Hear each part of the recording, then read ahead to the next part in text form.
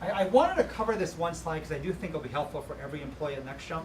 And it was looking at this pie, which is 50% past, 10% present, 40% future outlook.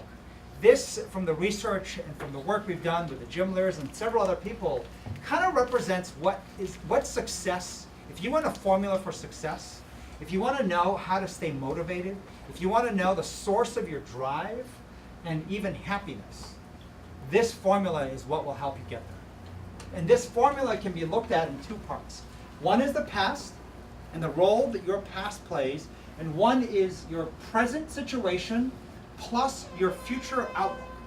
Now remember, the future outlook is something that you can control through not only your narratives, through trending data points.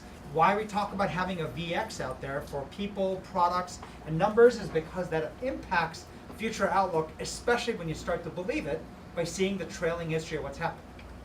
So the combination of past, future outlook, by the way, the opposite of happiness, the opposite of even being motivated would be depression. If you ever meet people who are depressed, one of the definitions of depression is the inability to construct a positive future outlook. Your inability to construct a positive future outlook creates depression, which would be the opposite of what we want. So the two stories I shared, I won't go a lot into the Simon Sinek part, just because I think a lot of you have heard of it, but what Simon has figured out, his magic trick of discovering someone's why, is directly tied to your past. And trying to understand the one, usually the one, if not two, but usually one individual who sacrificed to get you to where you are today. If you believe you did it all by yourself, you are being egotistical, you have unpracticed gratitude. I am telling you, starting, especially as a child, it is impossible for you to get to where you are without somebody having helped you. And figuring out who that person is, figuring out the level of sacrifice they made, it could be in their career, it could be in income, it could be trade-offs in their future. If you understand what that is, it can create a lightning bolt for you. Their pain, their suffering, despite all that, what they did to help you is half of what will give you a lightning bolt, a nucleus, kind of like Iron Man with that energy ball right there, is half of that energy ball. If this circle represents that Iron Man, what do you call that thingy? What's that thing called? Whatever it's called, that thing that has unlimited power, right? Half of it. Pulsar blast. Whatever it is. It's half of it. Half of it comes from the why. And I've shared this before. The reason why I carry every day this fake Nobel Prize coin is never because my dad will win the prize. It's because when I feel unmotivated, not driven, and feel sorry for myself, right? Feel like the task is impossible, I can reach in my pocket and feel this coin, and this thing represents all the pain and struggle and corruption he's had to face. And it gives me a jolt to say, stop being a wimp, stop making excuses. He had far worse. He helped me get here to do better. It's not about paying back, but it's about what they sacrificed to get you to where you are today. So that's the half that Start With Your Why course is about. It really is just figuring that out because it will create half your motivation. But the other half comes from, and this is the part that's always shocking to people, only 10% is driven by your present situation. What position you have right now, what you are paid right now, where you live right now, who you are with or dating right now has only 10% to do with your happiness, drive, motivation, and success. The other 40% is your view of the future. And the best individual we've met who gave us a view of what that is a guy named Wes Moore. I think his talk is up there on our site. I encourage you to watch it. It's an old CEO talk. I want to say almost from like 3 years ago. But Wes Moore is a guy I met, an amazing guy.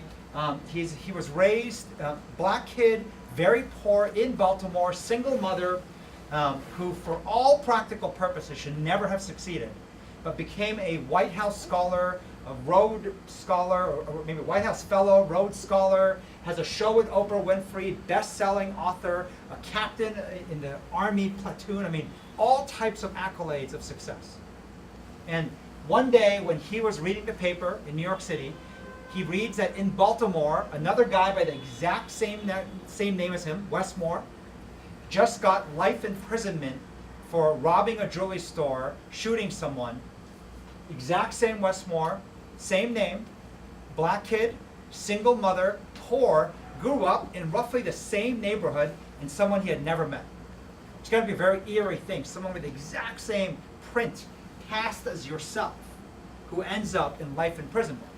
And so he went and started to write and correspond with this guy in jail over 10 years, eventually went to go see him.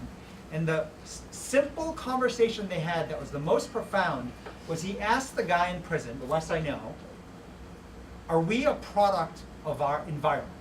Meaning, are we a product of how our past was set?